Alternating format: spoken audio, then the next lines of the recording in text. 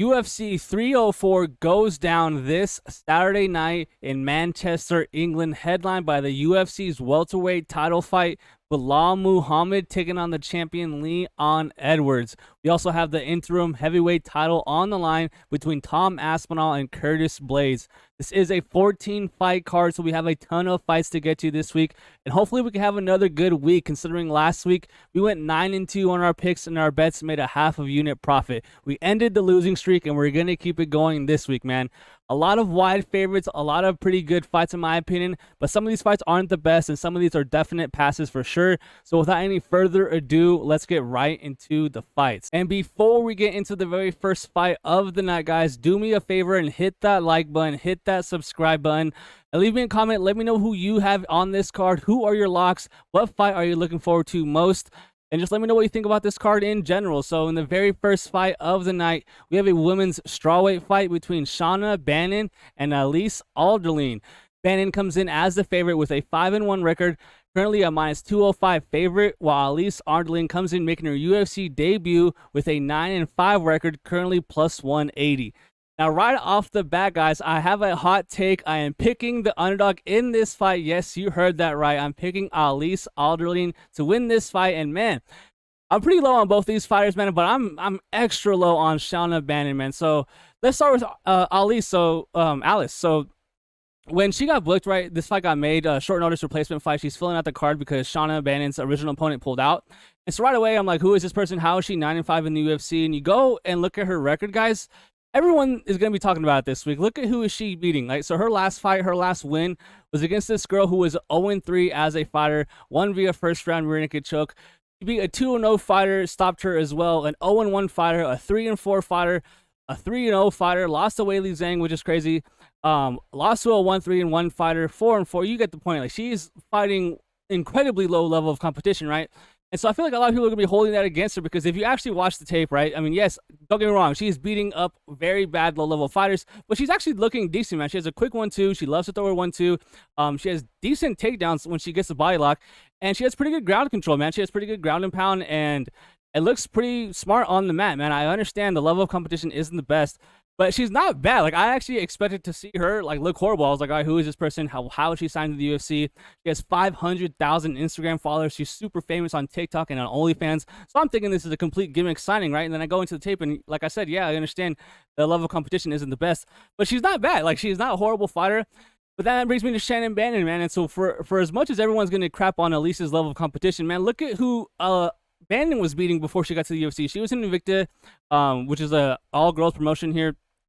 And obviously she lost her UFC debut to Bruna Brasil. We had Bruna Brasil in that fight. That was an easy bet. But then, guys, she's beating girls 6-4, 1-2, 3-0-1, 3-0, 1-1. Like, her level of competition. Mid! I think that Ardelean probably can get Shannon Bannon down. It's just that Shannon Bannon has that upright kickboxing style where she's very linear. She's using a ton of push kicks, a lot of teep kicks to the body, a lot of teep kicks, front kicks to the face. She likes to kick, man. Her punches are missing by 2 feet. She has no hands whatsoever. And I actually think the boxing from Alice is a little bit better than Shannon, man. And I like the grappling from Ardelean, even though, like I said, it's against low-level fighters. I don't see -205, guys. I don't see how Shannon Bannon's going to be -205 in this fight. If you're laying, -205 on her straight money line, if you're parlaying her, man, good luck. I understand that Ardelean's on, short notice, and she's never won a fight in the UFC. She's never really fought at this level, other than the 2 fights that she lost against Diana Belbita, who was in the UFC, and then Weili Zhang, who obviously is the champion. She lost both those fights and got crushed. So, man, it's just so crazy, man. I'm going with the underdog in the very first fight, guys. Just unbelievable. For you to lay -205 on Shannon Bannon, that's a 67% implied probability that she wins. And I don't see it, man. I see it like a 55% chance she wins, maybe a 40% chance she wins. But I'm going with the underdog. Start off the night, hot take. Let me know what you think in the comments. Because I don't think that she's actually that bad. Like, I get it, guys. She's not the greatest, but I'm just so low on Shauna Bannon. So give me Ardelean, first underdog of the night, right in the first fight. So, yeah, man, that's my pick. So up next, moving on to the next fight, we have a heavyweight fight between Mick, Parkin, and Lukasz Brzeski. Parkin comes in undefeated with a 9-0 record. He is -280 on the money line. And Lukasz Brzeski comes in with a 10-4-1 record, currently +230. So if you're laying -280 on Parkin, man, you're you're essentially saying he wins the fight 73% of the time. And I feel like that's a little bit high. I do think that he should be the rightful favorite in this fight. But the way that the fight's actually going to play out, man, like, I need Parkin to wrestle. I need him to grapple. I need him to clinch in this fight, because if he stays at range, he's giving Lukasz Brzeski his best chance to win. And one thing I don't like from Lukasz Brzeski is he can be taken down, man. He can be taken down quite easily. His takedown defense isn't the best. And then when he gets put on the mat, man, he doesn't look good at all. If you put both his shoulder blades on the mat, I don't think that Mick Parkin is going to let him up. Another thing I like from Mick Parkin in this fight is that he's training with Tom Aspinall, who's fighting for the title in the co-main event. And, you know, Tom's a very good grappler in his own right, but it's weird, man. We saw Mick Parkin actually kind of struggle at times against Muhammad Usman, and we just saw Muhammad Usman last week, and now we know that that's not the greatest look, that wins kind of aging bad. But I actually do like the Pogues win. And I just think that he has a huge grappling advantage in this fight. So I think that the grappling is going to be the big key factor for Parkin in this fight. Like I said, at range, I honestly think that Lukasz Brzeski for the beginning part of this fight is going to be the better striker. But I don't foresee Parkin entertaining that type of fight for long. I think he's going to clinch him up. I think he's going to get him down. And then from there, I think he's going to be winning either a lot of minutes via control time or eventually finding a sub. So give me Mick Parkin. I'm going to go with a decision win in this fight. But I wouldn't be shocked if at some point he does find that head and arm choke and submits Lukasz Brzeski. Oh my God, and up next, look at this money line. We have a welterweight fight between Sam Patterson and Kiefer Crosbie, man. Sam Patterson comes in with an 11-2-1 record, currently minus 390 on the money line, while Kiefer Crosbie comes in with a 10-4 record, currently the underdog at plus 290. So I'm going with Sam Patterson in this fight. No shocker here. You know, I'm not expecting any crazy upsets in this fight. But I'll be honest, guys, when I looked into this fight, I looked at the tape, and then I came out like, okay, Sam Patterson's probably going to choke this guy out, probably going to strangle him. And then I looked at the line, I was like, it was like minus 330 on Sunday. So money's coming in on Patterson, and he's pushing him all the way to almost a minus 400 now. Everyone's parlaying him, but I just feel like I'd rather have Sam Patterson inside the distance. If he can't finish Kiefer Crosbie, man, we have serious problems. And one thing I do have to say about Sam Patterson is that his striking defense isn't the best. He has an upright stance. He's pretty stiff, and his neck is the longest neck in the UFC, guys. It's hilarious how big his neck is. If you were to measure him from his collarbones down, like, he's like probably 5'11", but the fact that his neck's just so long, like, it's insane. So he's definitely gonna have to watch that chin, keep that chin tucked. And yeah, so but regardless of his neck, Kiefer Crosbie is not very good, guys. He's getting choked out by kickboxers. His last performance, his last loss, was a very bad look, man. He got choked out by a dude that's a pure kickboxer. I did not see that coming. And I worry that his grappling just isn't as good enough to hang with someone like Patterson, man. I think Patterson's going to be pushing the grappling here. I do foresee a little bit of striking here in the beginning of the fight, but then eventually I do think that Patterson's going to clinch up, wrestle in this fight, and then submit Kiefer Crosbie, man. If we don't choke this guy out, man, we have serious problems. Give me Sam Patterson. Give me Sam Patterson via submission. I'm gonna go round 1 or 2. Early submission for Sam Patterson in the fight. Minus 390 though. Oh my God. Like, I'm not laying that, dude. No. And then up next, please God, do not let this be on the early prelims. I have no idea why this fight got moved down. I'm hearing rumors that Manel Kape is having a tough time making weight here, so we'll see. Maybe this fight doesn't even happen. But if it does, man, this should be on the pay-per-view. People should be paying for this fight. This is absolutely absurd that it's this far low on the card. We have a flyweight banger of a fight between Mokaev and Manel Kape. Mokaev comes in undefeated blue chip prospect at 12-0, currently minus 140 on the money line, while Manel Kape comes in with a 19-6 record, currently plus 120 on the money line. Now, I am surprised at this line, man. If you're laying juice on Mokaev here, you're pretty much like praying that he gets Kape down and then keeps him down. If he gets up, then he puts him right back down, because if he stays at range, he's going to get his head clobbered by Manel Kape, man. I'm picking Kape to win this fight. I think he absolutely schools Mokaev in this fight. Mokaev, dude, I understand, like, crazy good prospect, right? Probably wants to be the youngest champion in the UFC, and an extremely good grappler, guys. Undefeated on the amateur, something crazy like 30 amateur fights before he went pro in MMA. Been wrestling his whole life.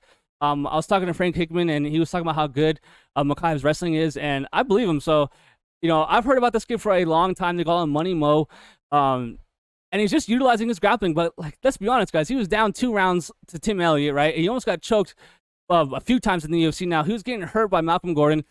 And in his last fight against Alex Perez, he dropped the ball. I understand he won the fight, and he's saying that he had staph and he was sick going into that fight, which would explain a lot, because he looked horrible in that fight, man. I feel like a lot of wrestlers in the UFC, a lot of elite grapplers get a lot of, like, flack online or whatever from the fans talking about, oh, all they do is cross sniff, all they do is hug legs, like, there's no damage.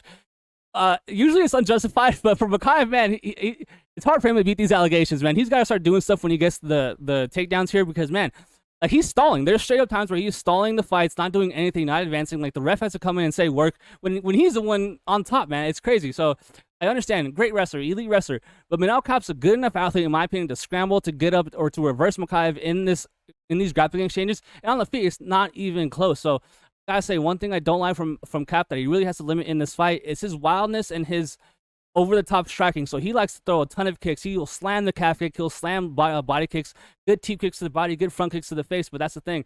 Those teep kicks to the body and to the face, man, it can get caught for takedowns here. In my opinion, he can get time to get ducked under here, get taken down, get his back taken. He really likes to throw spinning back kicks to the body, which when they do land, they look awesome and they're pretty significant. But if you miss, if the opponent catches them, man, you're asking to get taken down. So I don't want to see any spinning back fists, any spinning head kicks here, any spinning wheel kicks from Kape. I just want him to chop this guy down. I want him to slam that leg kick. I want him to punch Mokaev in the face, use that jab, stay at range, use that speed. Because on the feet, man, I feel like there's just levels in this fight, and Kape's way better. So I'm going with Kape in this fight, another underdog in this fight, but I understand, man. Everyone out there is sort of expecting Mokaev to take him down, to control him, but that's a lot to ask for 15 minutes. So give me Manel Kape to win this fight based off damage, and even though he's probably going to control for a lot of portions of this fight, I think he's going to win the fight. So give me Kape to land more damage, to win via decision, if not, to finish and knock out Muhammad Mokaev. And up next is a pretty good fight, man. We have a welterweight fight between Oban Elliot and Preston Parsons. Oban Elliot comes in with a 10-2 record, currently plus 125 as the underdog. And then Preston Parsons, the American, comes in with an 11-4 record, currently minus 150 on the money line. And I'm going with Preston Parsons in this fight, man. I've sort of doubted him so far in the UFC, but I'm coming along, man. He has a really good grappling, really good wrestler, and this is more so, I'm not really a believer in Oban Elliot, man. I was just watching the tape back on him today, and man, like, he gets tired. His gas tank is very questionable in my opinion. And in his last fight, guys, he was fighting Val Woodburn. Val Woodburn is about 5'4", right? And he's a welterweight, and he's just like a short fire hydrant guy, super short, super buff, super yoked. And about about a minute and a half, 2 minutes into that fight, Oban Elliot lands a clean flush head kick on the short opponent, Val Woodburn. And Woodburn just eats it, but he also throws back, and he actually hurts and drops Oban Elliot in the very first round, man. It is never good when you're getting dropped by Val Woodburn in your fights, man. That is worrisome for sure. And by the end of it, man, by the end of that fight, he turned Val Woodburn turned Oban Elliot into a wrestler, man. He was shooting. He didn't want anything to do with the striking by the end of that fight, but he did win that fight. Don't get me wrong. He was winning the grappling exchanges and did well in that fight when he did get him down. What I do like about Oban Elliot is that he's pretty comfortable fighting out of both stances. He's not afraid to go southpaw here. In this Dana White Contender Series fight, his opponent Bruna slammed his lead leg right away, landing 3 straight leg kicks, and obviously they hurt. Guy goes to fight southpaw right away, and he did fine, man. I will say one thing I noticed from Oban is that when he's out of the southpaw stance, he likes his kicks way more than his punches. He loves his body kick out of the southpaw stance, and he will mix up going into the head. So that's good. He does have a good speed on those kicks. But again, just like Kape, man, I think that those kicks are going to lead to opportunities to get taken down. I think that Preston Parsons, all he has to do is grapple Oban for about 1.5 rounds here. And I feel like that latter half of the fight, Oban's speed won't be there. The danger on his punches won't be there. Yeah, man, and I think that the grappling won't be good enough to hang from someone like Preston Parsons. You could argue that Oban lost his Dana White Contender Series fight, but he won. And the last 2 guys, I will say that he's fought, or in my opinion, are a little bit more dangerous than someone like Preston Parsons does bring on the feet. Preston, like I said, is more of a grappler, and he's going to utilize his grappling. But so that's good for Oban for sure. Obviously, fighting his part of the world here, he's probably going to have the fans on his side, the Welsh fighter. So yeah, I mean, a pretty closely lined fight. I am going to go with a favorite here. Give me Preston Parsons. Give me Preston Parsons via decision, but I wouldn't be shocked if he finishes it late, like round 3. I'm going decision for that fight.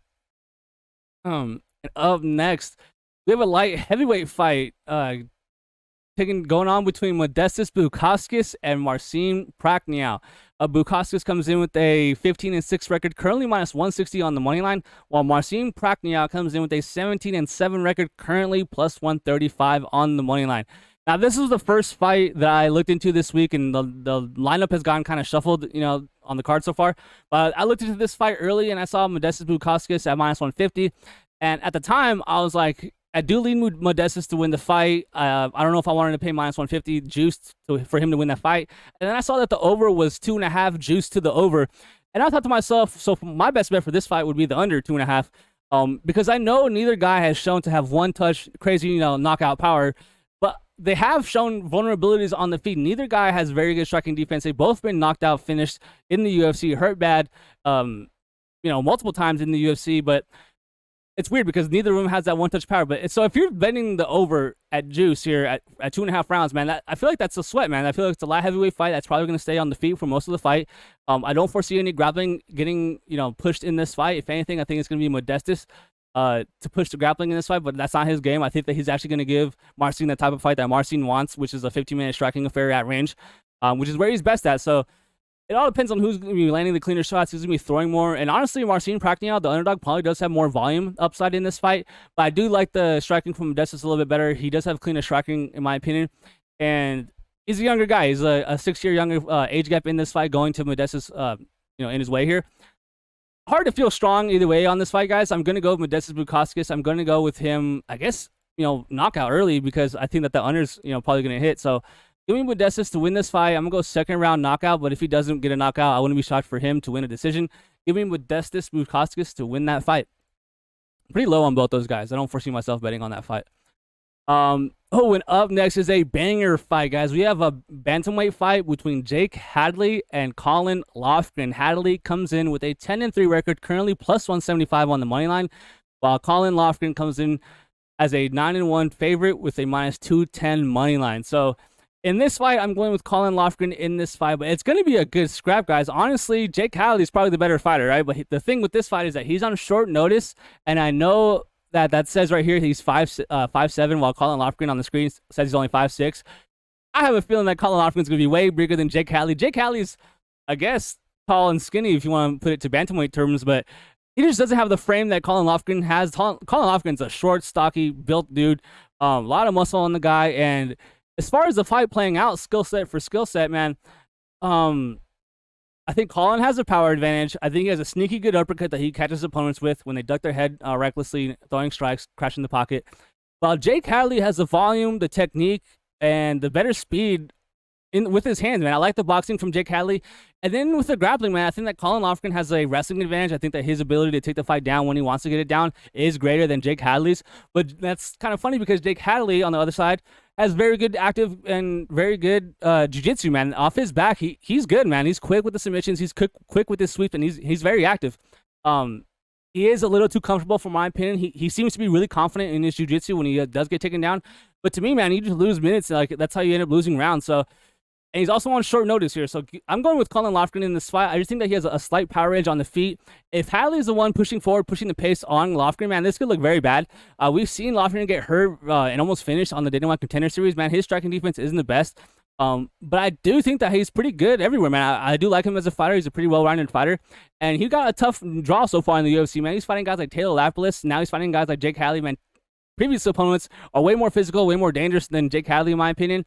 Jake Hadley on a 2-fight losing streak. He's 2-3 in the UFC. But if you look at his 2 wins, man, they're against like some pretty bad fighters, in my opinion. I really don't know how good Jake Hadley is at this point. Give me Caolan Loughgran to win that fight. Minus 210 favorite. I feel like that line is baked into the fact that Jake Hadley is on short notice. If he wasn't on short notice, I would think that they would line Loughgran around minus 175, minus 180. But since he is on short notice, he's going up a weight class here to fight Caolan Loughgran. That's why he's minus 210. So give me Loughgran to win that fight. Give me Loughgran to win via decision. Oh my goodness. Up next, my favorite fighter on the planet. Like, we have a women's strawweight fight between Molly McCann and Bruna, Brasil. Molly McCann comes in with a 14-6 record, currently minus 350 on the money line, while Bruna, Brasil comes in with a 9-4-1 record, currently plus 265. Now, when I looked into this fight, I didn't know what the money line was, and then I finished my tape wherever I finished studying, then I opened up the book, I look, and I was like, oh my God. At the time, Molly was minus 330, so a little bit more money now coming in, pushing her to minus 350, and oh my God, like, that's crazy, man. You won't see me betting that. You won't see me parlaying Molly McCann, betting on Molly McCann straight, no way. Man, I feel like to justify that line, for one, she needs to finish Bruna Brasil, but for two, she needs to get this fight down immediately, man. So, the striking isn't bad for Molly McCann. I will say that she likes to go forward. She likes to push the pace, which is good when you're betting on someone to fight, man. You don't want someone to be just a counter puncher, and just sniping the whole time, circling. Man, that's not Molly McCann. If anything, Molly McCann's going to be the one going forward, chasing this fight, while Bruna Brasil circles on the outside of the octagon. and then tries to snipe. But man, like on the feet, I don't think there's a huge gap in striking. I don't think that, Molly McCann some sort of like Anderson Silva in this fight compared to Bruna Brasil. Bruna Brasil has very good striking in her own right compared to Molly McCann. Has very good kicks. And pretty decent Muay Thai, man. She's fighting out of a very good gym, the Fight Nerds. So that's definitely something to look for. But I mean, just because you're training with good guys doesn't mean you actually are good. So, but that's where the grappling comes in. So I feel like that line is pretty much saying, hey, Molly McCann's gonna get Bruna Brasil down, and when she does get her down, Bruna's not getting up, or she will get finished. And I think that's true. I think that that's a fair way to look at this fight. I think that Molly McCann, if she does get her down, if Bruna Brasil down, that is, the upside's gonna be there, man. She's gonna look like the better fighter. She probably will look like a giant favorite. But Molly McCann doesn't strike me as someone that's like ascending, trying to fight for the belt one day. She's like an entertainer. She's kind of like Bobby Green, Kevin Holland, where she wants to put on a show for the fans, right? We're in the UK now, and every time we're in the UK, she likes to spam those spinning elbows, which I don't think that she's going to be doing in this fight. Like I said, I expect her to put on the singlet, shoot these takedowns, get the clinch, get the trips, and then from there advance on Bruna Brasil and either land a ton of ground and pounds damage or try to get a submission. So I do think that Molly McCann has her way when she does get this fight down. I was so close to picking Bruna Brasil, guys. I was joking with my friends. I was like, I don't care if Molly McCann's fighting the lunch lady, man. I'll never pick her. I'm picking her in this fight. Give me Molly McCann. I would never bet on those odds, though. I think that she wins that fight. I think that she wins via decision. Ooh, and up next, we have a pretty good fight in the featherweight division. We have the featured prelim between Nathaniel Wood and Daniel Pineda. Nathaniel Wood comes in with a 20-6 record, currently minus 450 on the money line, while Daniel Pineda comes in with a 28-15 record, currently plus 325. Now, huge line, right? Minus 450, absolutely absurd. But he's a better fighter, right? Nathaniel Wood is a better MMA fighter, point blank, period. I don't want to hear nothing otherwise. I don't really see a single area, guys, where Daniel Pineda has an advantage other than size. Like, we have to mention Nathaniel Wood is a bantamweight, guys. He should be fighting at 135, but for some reason he can't make that weight anymore. So now he's fighting at featherweight, right? So at 145, he is small. He is straight up small for the division, where Pineda will have a huge size advantage in this fight once they fill out, in my opinion, once they're inside the actual octagon. And I feel like he's going to be able to use that advantage in the clinch and in the grappling. So I don't foresee, any big difference on the feet. One thing I do worry about Nathaniel Wood is his chin. We saw him get dropped previously at 145 after making the jump up. He does get hurt, man. He does get clipped in his fights, that's for sure. But he's a better striker, in my opinion. More dynamic striking, very crisp, very fast, man. I like the speed from Nathaniel Wood. Very good low leg kicks and very good combinations with his hands, man. He likes to rip the body, and he's competent in his grappling, man. There's a lot to like about Nathaniel Wood. I do like him as a fighter. I do not like his minus 450 money line at this point. When I finished taping this fight, like I said, with other ones, I looked up the line, and he was minus 350. So this line's moved 100 points since then, and that was only on Sunday, so that was yesterday. And I was texting my buddies. I was like, man, I wish the line wasn't so wide, because I would really be parlaying Nathaniel Wood on a lot of these tickets. So I think he wins the fight, guys. I think he's a better fighter. I think he shows out in this fight. Nothing against Daniel Pineda, but I just don't see a single area that he has an advantage over Nathaniel Wood other than clinching him and then trying to get those takedowns, because that size, I think, will be significant in this fight, or just one punch knocking out, getting him flushed. So I don't think that happens. I think Nathaniel Wood works him in every single area. Give me Nathaniel Wood. I'm going to go round 2 finish. I'm going knockout for Nathaniel Wood. Oh, man, a banger of a fight. Now we're on the pay-per-view. First pay-per-view of the night. If you haven't already, guys, do me a favor. Hit that subscribe button, hit that like button, and let me know what you think about so far of the video. I can already tell someone's going to comment this week about how fast I'm talking. I feel like I'm talking a million miles an hour, but I just love talking about fights, man. So I don't know why when I sit down and record, I just start talking crazy fast, but man, one day I'll learn how to slow down. So yeah, kicking off the pay-per-view card, man, we have a freaking banger of a fight. We have Arnold Allen taking on Giga Chikadze, man. If you like striking, this is the fight for you, dude. So Arnold Allen comes in as a favorite. He has a 19-3 record, currently minus 260, while Giga Chikadze comes in with a 15-3 record, currently plus 210. Now, one thing I didn't expect to see was that size discrepancy, man. Arnold Allen's 4 inches, 4 inches shorter than Giga Chikadze in this fight. But man, he's also 5 years younger with a 4-inch reach disadvantage. So just off the tail of the tape, Giga has something going for him, man. He has that size, he has that length, he has that range, but he also has something going against him, man, and that's that age, man. He's getting old. 35 years old, that featherweight isn't the best. I do not like getting behind that at all. And my pick is Arnold Allen in this fight. I'm really high on Arnold Allen, guys. I think he can fight for the belt one day eventually. He's just in a tough time with people like Max Holloway and Volkanovski, man. Like, he's good, but he's not that good. He's not on level of those guys, but he is freaking good, man. His striking is legit.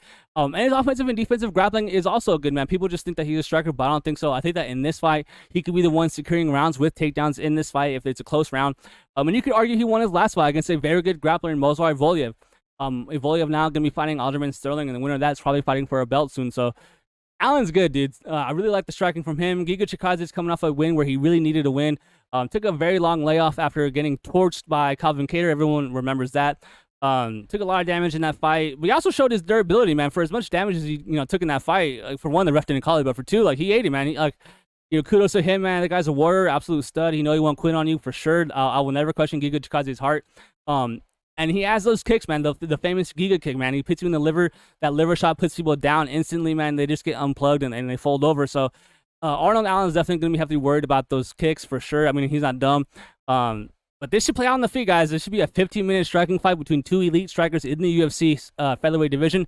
And it should be exciting, man. I'm super excited for this fight. I'm going with Arnold Allen to land the cleaner shots. But I will say, Giga's defense, he's just going to have to skirt outside because he can't crush the pocket, or else Arnold Allen's going to piece him up, in my opinion.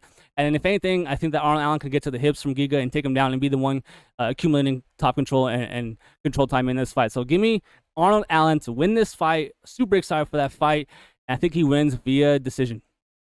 You never want to, real fast, you never want to bet on a guy that got the Illuminati triangle cut on his eyeball because how bad the guy was beating him up. Calvin Kattar did work on Giga, so... Yeah, man. Up next, another very good fight, man. We have a middleweight fight between Christian Leroy Duncan, CLD, and Gregory RoboCop Rodriguez, the Brazilian Obama. CLD comes in with a 10-1 record, currently the favorite at -135, while Gregory Rodriguez comes in with a 15-5 record, currently +115 on the money line. He is the underdog. So I'm interested to see where this line ends up by the time the fight starts. I can see the case for a ton of money coming in on Gregory Rodriguez, and then I can see the buyback happening at a certain point if it gets low enough for Christian Leroy Duncan. And I'm picking the underdog in this fight. I'm going with Rodriguez in this fight, but I'm worried, man. The big elephant in the room, guys, is Gregory's chin. So how is that chin holding up? Can he take Christian Leroy's punches? If Christian Leroy Duncan comes out and sleeps Gregory Rodriguez, I would not be shocked, guys. So we've seen Gregory get check left hooked into next week. We've seen him get knocked out. We've seen him take damage pretty bad. Well, we've also seen him absolutely brutalized, guys. We saw what he did against Brad Tavares. We saw that cut get opened up on middle of his eyebrows that one time. It was absolutely disgusting. But he's a good fighter, and the thing that's swaying me towards Rodriguez in this fight is the clinch and the ability to get the fight down, man. If Gregory Rodriguez gets Christian Leroy Duncan down, man, that round's his, man. I feel like it's going to be very hard for Christian Leroy Duncan to get up. The top control from Gregory Rodriguez is very good, man. He's a very good jiu-jitsu practitioner, very good submissions, but he doesn't seem to be using that as much in the UFC, which is very weird. I don't know if it's a fight IQ thing or if he just likes striking, a wrestler that fell in love with his striking, that type of thing. But, man, he has good jiu-jitsu. He is a black belt. I've seen him on competitions look very good against other UFC-level fighters. But he just never really implements that type of gameplay, man. He stays on the feet. He throws heavy bombs. And, I mean, he's good. Don't get me wrong. He's not a bad striker or anything. But you would think someone that has that good enough jiu-jitsu against a pure striker in Christian Leroy Duncan, a kickboxer, would try to utilize that. So I do think that Gregory Rodriguez can get this guy in the clinch and he can get him down. But I do worry that Christian Leroy Duncan at some point does snipe Rodriguez. It wouldn't shock me if Rodriguez is winning the fight, boom, gets knocked out. That would not shock me. I'm going with Gregory here. I'm going with the underdog in this fight. I want to see where that line goes. Hopefully some money comes in on Leroy Duncan.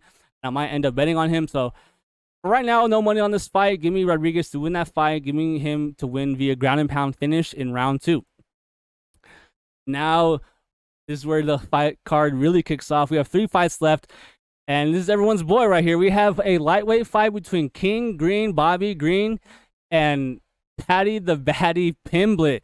Bobby Green comes in with a 32-15-1 record, currently -125 on the money line, while Paddy the Baddy Pimblett comes in with a 21-3 record, currently +105 on the money line as an underdog.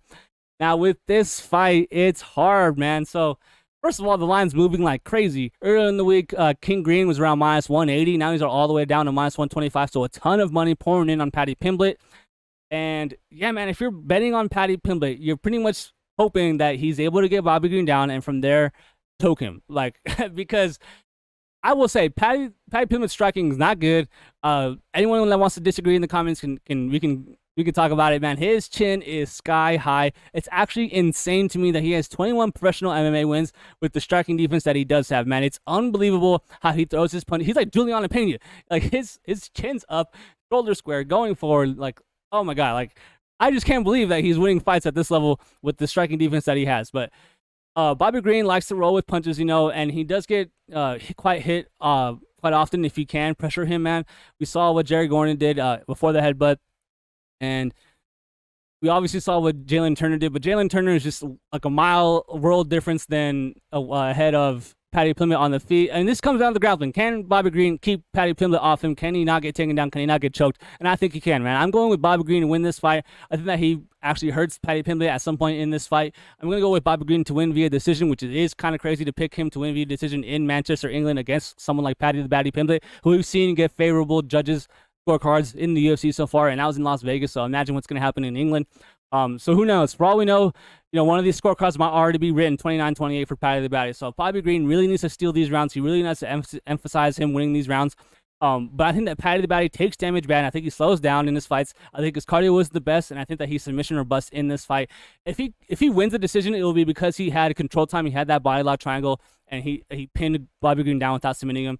And that could happen for sure. I'm not saying it can't, but I'm going with Bobby Green to win that fight. I know he's 37 years old, almost 38 years old. Super big red flag, but I think he got him, and I think he can do it. I think I'm going to go with Bobby Green via decision. And now it's time for the first title fight of the night. We have the heavyweight interim title fight up for grabs when Tom Aspinall takes on Curtis Blaydes. Tom Aspinall comes in the champion with a 14-3 record, currently minus 390 on the money line. Curtis Blaydes comes in with the 18-4 record, currently plus 290 on the money line. Now, what happened? Did Curtis Blaydes like break his leg in training camp and then it got out or something? Because what are we doing? Pushing Tom Aspinall to minus 390. That's crazy, guys. That's absolutely absurd. And for reference, guys, a minus 390 money line indicates a 79% win probability. That's insane. Do you think if these guys fought 100 times that Aspinall would win 79 times? Like, damn, I don't think so, man. It's heavyweight MMA, man. Anything could happen. I mean, we saw in this exact matchup, like, Tom get injured, a fluke injury, right? And then there you go, laying minus 400, and then you lose on a bet on a guy getting injured. But obviously, that's probably not going to happen in this fight. This is a rematch. We didn't get any questions answered when they first fought. In their first matchup, man, which makes this line so crazy, I had Curtis Blaydes. I had picked him to win. I think he was something like plus 120 or 125. It's like a low underdog, you know, small underdog. And that line was relatively close, man. It was a pick 'em for most of the week, and then eventually a little bit of money came in on Aspinall, making him the slight favorite. But it was like a pick 'em, man. The books thought the fight was going to be close, and then now we run the fight back, you know, a few years later, and now he's minus 390. It's like, oh my God, like what are we doing? And I get it. Like, I love Tom Aspinall. I think he's a great fighter. I think he's very fast for the heavyweight division. I think he's an elite athlete for the heavyweight division. And he's a very good boxer with very good jiu-jitsu and grappling, man. There's not one area that I think that Tom Aspinall lacks in MMA. He's a complete heavyweight fighter, probably the best heavyweight prospect we've seen ever, really. And then on the other side, Curtis Blaydes, man, like, for as much as we want to say that he's a great wrestler, man, he hasn't landed a takedown in the UFC in like 3 years, 2-3 years. It's absolutely insane. He doesn't wrestle, kind of like Gregory Rodriguez earlier, where he just seems to be falling in love with his hands, man. And don't get me wrong, he's a very good striker, very good boxer. I mean, the guy was torching Derek Lewis in that first round, for that very first round, didn't shoot a single takedown, and then took a round from Derek Lewis, and then the second round comes out, shoots a takedown, and gets his head knocked into the rafters. So I don't think there's anyone on the planet that's a 79% probability, you know, to win over Curtis Blaydes. He's good. Both these guys are really good. They're in my opinion, two of the best heavyweights on the planet. And, you know, hot take, guys, like, I would pick both of these guys over John Jones. If Tom Aspinall wins and then was to fight John Jones, I would pick Tom Aspinall. If Curtis Blaydes were to fight and win this fight and then fight John Jones, I would pick Curtis Blaydes. So it's kind of funny because whoever wins this fight, they might have to fight again, because there's no way that John Jones is going to fight Stipe and then agree to fight one of these young killers. Like, no way, absolutely not. He's going to retire after fighting Stipe, which is complete trash in my opinion, but we can get into that another day. I'm going with Tom Aspinall to win this fight, but betting-wise, guys, dog or pass. Like, you cannot bet Tom Aspinall at minus 390. If anything, you have to go method of victory, a knockout or submission, and that's a 50-50 toss in my opinion, because who knows? We could see a club and sub. We could see Tom Aspinall hurt Curtis, get him down, choke him. We could see him just straight up, you know, knock him out. We've seen him get chinned before. It's not like we haven't seen Curtis Blaydes get knocked out. But guys, it's like minus 390, guys. That's just so crazy to me, man. Going with Tom Aspinall. I'm going with him inside the distance. That's my official pick. Tom Aspinall and still. Now it's time for the main event, guys. Do me a favor, hit that like button, hit that subscribe button. Let me know what you think about of the video so far, and what you think about my picks, man. So yeah, in the title fight, we have the welterweight title on the line. Leon Edwards versus Belal Muhammad 2, a rematch. Leon Edwards, the champion, comes in with a 22-3 record, currently minus 245, while Belal Muhammad comes in with a 23-3 record at currently plus 200. Now, when I did the tape for this fight, obviously we rewatched their first fight, rewatched a couple of Leon's fights, and you know, I came out and I looked at the odds, and I was like, what the hell? Legit, guys, I thought this was gonna be a pick'em. I thought this was gonna be minus 125, maybe minus 130. Leon, maybe minus 150. But then I see the line minus 245. I'm like, whoa, that's crazy. But I'm picking Leon Edwards, guys, and still. One thing that Leon has shown in his last 3 fights is that he's obviously gone against wrestlers, but that's the thing, guys. Kamaru Usman, and then Colby Covington, right? So he got the head kick knockout, which I was at in Salt Lake City, in a fight that he was losing. Don't get me wrong, he was losing, which is crazy because he actually took down Usman in that first round, which is kind of wild to see. Took his back as well, and then the second fight looked way better against Usman, wins that fight, and then against Colby Covington, you know, kind of was never in danger in that fight, wins that fight easily as well, but both those fighters, all 3 of those fights, those guys are wrestlers. Yes, don't get me wrong, they're very good wrestlers, but their threat of the submission is just not there. They're not submitting anybody. Kamaru Usman's not submitting anyone at this point in his career, and definitely not Colby Covington. So while they were, you know, control time wrestlers, like the threat wasn't really there for Leon Edwards, man. He didn't have to worry about anything other than getting taken down, getting up, and losing minutes because he was never going to get subbed in those fights. So in this fight, Belal Muhammad could submit Leon Edwards. I understand Belal Muhammad hasn't gone to submission in the UFC since Vietnam or something. Like, it's been years and years since that's happened, but he also is very inactive at this point. He's also almost 37 years old. He's 36 now, and he's getting up there in age. I thought more people would be backing Belal Muhammad in this fight. I'm surprised that the line has gone to where it is. But I think Leon schools him, man. If you watch that first fight, Leon was piecing him up, man. And it's actually crazy, for as much as that Belal wants to cry about the eye poke, like, Belal was the first fighter that committed a foul in that fight. He nut shot at Leon Edwards in that fight. So, like, man, I understand Belal Muhammad's been thinking about this fight, been working towards this fight for a long time. In his last 2 fights, he didn't land a single takedown, and he still won both those fights. Looked very good doing them, too. So it's not like, oh, he needs to get a takedown to win fights. He needs to get control time to win fights. Like, he's perfectly fine on the feet. Not a great striker or anything, but he's not like a efficient striker. He's not like a bad striker, in my opinion. He's not like a freaking Ben Askren or anything like that. But I do think that Leon Edwards is just too fast, too quick, too athletic, and he's going to be able to stuff these takedowns and defend his belt, man. I'm going with Leon Edwards. I think he defends the takedowns well. I think he pieces up Belal Muhammad. I think he hurts Belal Muhammad at some point in this fight. He had him doing the chicken dance in their first fight for as long as it lasted, how quickly that fight was, like how short it was, and he still was able to hurt Belal Muhammad. And if you watch that fight, man, Leon Edwards was confident, man. He was throwing way more than usual, man. He had no, like, worry about getting shot on, getting taken down by Belal, which I think he definitely has to worry about this time. But yeah, I feel like Leon knows that he has his number. I'm going with the champion. I think he's one of the best, most underrated fighters in the UFC. I don't know why he gets so much hate online on MMA Twitter, but for this fight, for the title fight, I'm going with and still. I wouldn't be shocked to see Leon Edwards finish this fight at some point, but I'm going to play it safe. I'm going to go Leon Edwards via decision. That'll do it for the prediction portion of the video, guys. Stick around, and we're going to do a recap of how we did last week at UFC Vegas 94 and how our bets did. So guys, thank you so much for watching so far. Hit that like button, hit that subscribe button, and let's get into the recap. And finally, after 4 losing weeks in a row, we made profit at UFC Vegas 94, where our bets went 4-3 for 0.51 units profit. Our units are $40, so for us, that was a 20-unit profitable night. Very small, but it's better than losing, man. I was so tired of losing. We lost 4 weeks in a row, and 3 of the last 3 weeks, all less than a unit, man. We were so close to turning profit, man. I feel like my reads were there. Just my unit sizing and some bets were just bad. And we just had some bad luck, man. But finally, we broke the streak, man. I feel like a lot of these reads were good. But let's go through our bets, man. We'll start with our losers first. The big one, the biggest loss on the night. We had Cody Gibson right here. I'm going to highlight it on the screen. Cody Gibson and Brian Kelleher over 1.5 rounds at minus 185 for 1.85 units. And we lost that, man. That one hurt. And we lost it instantly, man. Brian Kelleher goes in there, gets submitted in that very first round. And it hurt, man. Brian Kelleher has been finished out 4 straight times in the very first round. Cody Gibson doesn't finish anybody. He goes out there, he gets his first finish in the UFC since Vietnam. It's absolutely wild, man. That was wild stuff. I knew that was possible. I said it in my breakdown. I wouldn't be shocked if Cody Gibson submits Kelleher, I literally said that I wouldn't be shocked if he snatches his neck up, and I actually said that it reminded me of the Juicy J fight with Christian Rodriguez, just because the frame, man, because the tall, long, lanky arms versus short, stockier guy, and just jumping in for takedowns, snatching his neck up, and that's kind of exactly what happened. So, huge loss, man. I thought that fight was gonna go over. I didn't expect Kelleher to get submitted that early into the fight. I figured if it would have happened, it would happen later. And like I said, Cody Gibson himself isn't that big of a finisher, which is why I felt really good about that bet. Man, crazy stuff. That one killed me, and that was tough. So we lost that, and then we lost a small sprinkle parlay, a 0.33 unit bet, a little bit over a third of a unit. We had a small parlay prop with Cody Durden and Bruno Silva fight doesn't go the distance at plus 130, which did hit. Parlayed with Kelleher fight goes to decision at plus 110 for plus 383 odds, and we put 0.33 units on that, lost that as well. And yeah, man, like I said, when Kelleher goes in there and gets him in that first round, we lost 2 bets on that. So that one really killed us. That outcome really hurt us there.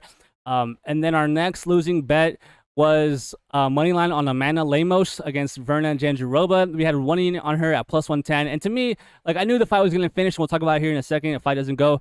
But I just figured that if Verna didn't get the sub, she was going to get knocked out. And guess what? She did get the sub. So that's what happens. Women's MMA, I probably shouldn't have bet it. I actually was leaning toward Verna the entire week. Last second, I switched to Lemos. Shouldn't have done that. Should have trusted my gut. Because other than that, man, I felt really good about my reads. Let's go into the winners. Up first, we had Luana Carolina starting the night off. We had her at minus 110 for 1.1 units to win 1. We won that. She won via decision. She looked good in that fight. Lucy Pudilova, I don't know how people were picking her. I don't know why people were betting on her. She sucks. She's not very good. And if you're kind of depending on a fighter that can't really wrestle to wrestle, it's going to be a tough look. So I figured that fight was going to play on the feet, and it did. I like Luana striking more than I like Lucy's. I like her ability to defend takedowns more than Lucy's. And then she went out there and did the thing. So a women's MMA fight to start the night is actually kind of crazy. We bet on 3 chick fights, which is very rare for us. And so the first one cashed and start the night off. That was good. And then our biggest bet of the night, Miranda Maverick over Dione Barbosa at minus 230. We put 2.3 units on that to win 1, which we did. And again, man, everyone was trying to talk me out of this. Miranda Maverick's too big of a favorite. Like, she can't trust her at those odds. Can't parlay her, this and that. And I'm like, dude, I'm doing it. I'll hit it straight. 2.3 units on her to win straight. And I knew the fight was going to go to decision. I did worry that if anything, she was going to lose that very first round. It probably would have been a better time to just jump in live. But I didn't, man. I just took her straight off the rip. And she wins out there. She goes out there and does what she needs to do, man. She wins the decision for us pretty easily, no sweat there. I love when it's no sweat. So yeah, 2.3 units to win 1 on Miranda Maverick, the girl that had the full camp. A lot going her way in that fight, and yeah, man, it was easy to fade Dione Barbosa in that fight. So yeah, one unit on that as well. And then we had Steve Garcia versus Sung Woo Choi, man. We put 1.5 units on him at minus 150 to win 1, and we did win that as well. Yeah, man, he got a sick knockout. That was insane. I knew that fight was gonna be volatile, which was the risk, Steve Garcia or Sung Woo Choi, someone's gonna get the business, someone's gonna get worked. And at first, it wasn't looking so good for Steve Garcia, but they ended up getting that knockout. Very good for us. Very happy for the guy. He had a pretty cool post-fight speech there. And yeah, man, he came through for us big time. I knew that was gonna be a sweat, and it was a sweat. I will say that, man. It wasn't that one wasn't a an open and shut case. That one had me sweating for sure. So we needed Steve Garcia to have a winning night, and luckily he came through. And then our last bet that we did win was the main event, Amanda Lemos versus Verna Jandiroba. Fight doesn't go the distance. We had that at minus 180. We put 1.25 units on that to win 0.69. And we honestly should have put way more on that because, like I said, that was my read the whole week. And I even said it on the show last week, like, whichever fighter you were picking, whether you're picking Verna or you're picking Amanda, like, it's going to finish. The fight should finish no matter what. And I was actually kind of surprised to see it only at minus 180. And I get it. It's women's MMA. Not crazy, like finishes, like not like the most finishes happening in women's MMA, but just their stylistic match, man. Verna Jandiroba's jiu-jitsu is very good. Alana Namos has been, proven to get choked out, had very bad submission defense, and then she can crack, man. And Verna Jandiroba has very bad striking defense, no striking offense of her own, and then Amanda Lemos just like a truck. So I just knew that there's a lot of opportunities for some violence in that fight, and sure enough, it ends quickly. So we were lucky to hit that. I'm super happy with that, and so yeah, man, we had a profitable night, 1.5 unit on that. Yeah, man, hopefully we're doing this next week where we're talking about our winning bets for UFC 304. And hopefully we can win some money, man. So right now I'm looking at Manel Kape is a bet I'm looking at. I'm looking at Arnold Allen. I'm looking at Leon Edwards. Those are the 3 guys that are sticking out to me right now. And I'm looking at fading freaking Shannon Bannon, because I don't think she's that good. So that's the video, guys. A little bit long this week. 14 fights. I figured it was going to be a longer video this week, but thank you so much for watching, guys. Leave me a comment, hit that subscribe button, and let me know what you have this week. And good luck on your bets. I'll see you guys next week. Peace.